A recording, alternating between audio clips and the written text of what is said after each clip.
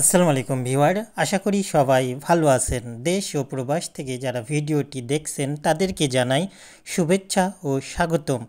আজকে আমি আপনাদেরকে ঢাকা রংপুর মহাসড়কের বগুড়া ৯ মাইলে ভূমি অধিগ্রহণের যে প্রতিবন্ধকতা রয়েছে সেটা তুলে ধরব। আশা করি ভিডিওটি গুরুত্ব সহকারে শেষ পর্যন্ত দেখবেন। তো চলুন শুরু করা যাক।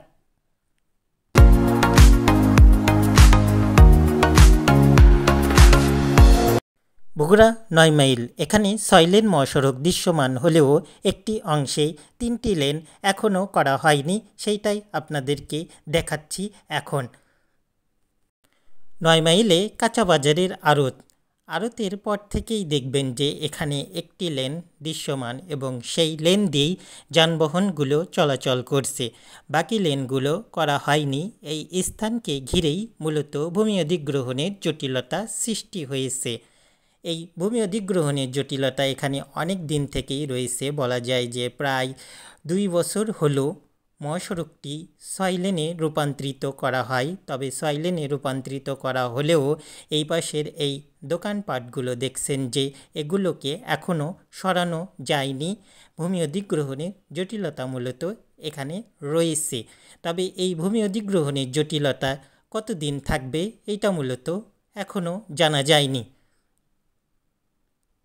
এপাশটিতে আপনারা লক্ষ্য করলেই দেখতে পারবেন যে এখানে একটি ঢালাইয়ের লেন এবং সেই লেনের পর থেকেই বেশ কিছু দোকানপাট এবং কিছু গুদাম আমরা দেখতে পাচ্ছি যে প্রায় মহাসড়কটিকে যেন বন্ধ করে দিয়েছে।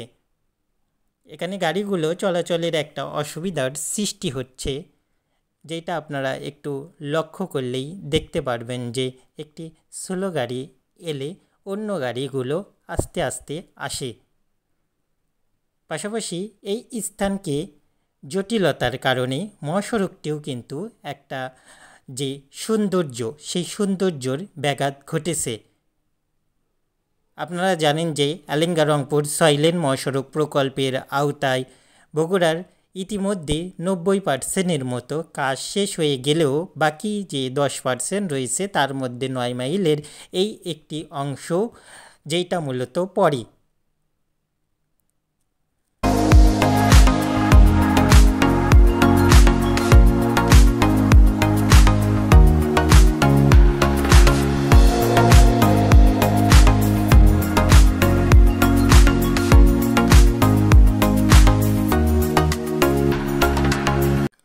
এই স্থাপনার কারণে এখানে যে কোনো মুহূর্তে একটা দুর্ঘটনা ঘটতে পারে।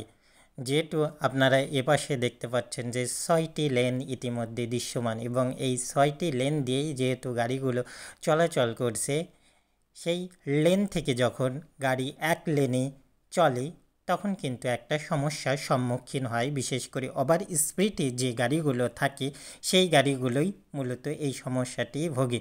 দেখতে পাচ্ছেন যে এখানে প্রায় এপাশে দেখবেন যে একটি সম্পূর্ণ সার্ভিস লেন এবং তারপরে আরেকটি মাঝের লেনের অংশ, অর্থাৎ বলা যায় যে ২টি লেন বাধাপ্রাপ্ত হয়েছে। যখন এই রাস্তাটি সম্পূর্ণ করা হবে এই বিল্ডিংটি কিন্তু ভাঙ্গা পড়বে, অর্থাৎ বিল্ডিংয়ের এপাশের জায়গা আপনারা দেখবেন যে বেশ কিছু অংশ কিন্তু উচ্ছেদ অভিযান চলবে। তবে উচ্ছেদ অভিযান এখনও কিন্তু লক্ষ্য করা যায়নি।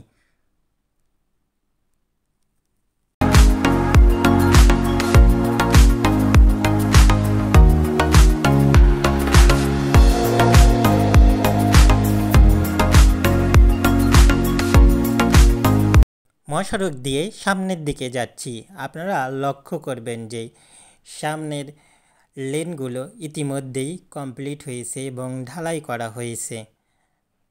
যে ঢালাইটা মূলত সিসি ঢালাই, ২ বছর আগে ঢালাইটি করা হয়। মূলত এই ঢালাইটি এখনও অক্ষত রয়েছে। এপাশে আরেক পাশে এসেছি, অর্থাৎ মহাসড়কের অন্য পাশে। এ পাশটিতে আমরা লক্ষ্য করছি যে সার্ভিস লেন ছাড়াও বেশ কিছু জায়গা এখানে দেখবেন যে তারা অধিগ্রহণ করেছে, অর্থাৎ এ পাশটি যে পরিমাণ জায়গা নিয়েছে ওপাশে কিন্তু তেমনটা নয়। অর্থাৎ এক পাশে জায়গা বেশি এবং অন্য পাশে প্রায় জায়গা নেই বললেই চলে, এবং যে পাশে জায়গার প্রয়োজন, অতিরিক্ত জায়গার প্রয়োজন, সেখানেই দেখলাম যে অবহেলা, অর্থাৎ এটির কোনো কারণ ব্যাখ্যা করা গেল না। আবার এই 9 মাইল দেখবেন যে একটা পাইকারি বাজারের আড়ত, এবং সেই আড়তকে ঘিরেই মূলত একটা ব্যবসা বাণিজ্যর স্থান কেন্দ্র বলা যায় এই 9 মাইল। এই পণ্যগুলো ঢাকাসহ বিভিন্ন স্থানে তারা রপ্তানি করে এই 9 মাইল থেকে।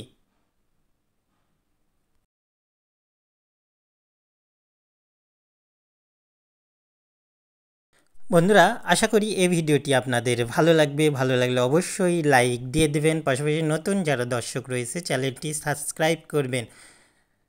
তো সর্বশেষে বলবো যে 9 মাইলের যে ভূমি অধিগ্রহণের জটিলতা রয়েছে তা যেন অতি দ্রুতই সমাধান করা হয়, নয়তো বা এই মহাসড়কটিকে ঘিরে অনেকটাই নিরাপত্তাহীনতায় ভুগবে।